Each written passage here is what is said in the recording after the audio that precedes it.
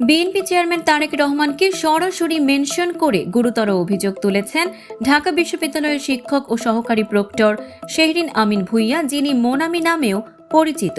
এবার প্রকাশ্যে কিছু স্ক্রিনশট পোস্ট করে হত্যার হুমকির অভিযোগ তুলে তোলপাড় সৃষ্টি করেছেন মোনামি।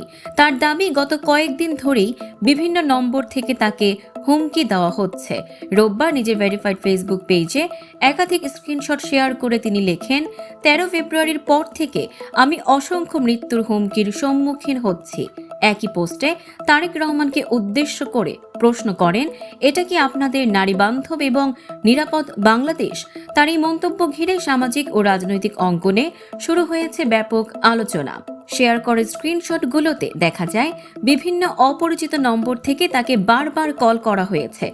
বিষয়টি নিয়ে উদ্বেগ প্রকাশ করেছেন তার সহকর্মী ও শিক্ষার্থীরাও। সবচেয়ে আলোচিত হয়েছে তার পোস্টের শেষাংশ, যেখানে তিনি লেখেন, সব মুসলমানকেই মৃত্যুর জন্য প্রস্তুত থাকা উচিত, আর আমি সেই ৩১ জুলাই ২০২৪ থেকেই প্রস্তুত আছি।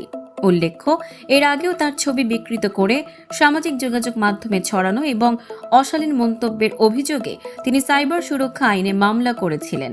নতুন করে হত্যার হুমকির অভিযোগ সামনে আসায় বিষয়টি এখন ব্যাপক আলোচনার কেন্দ্রবিন্দুতে।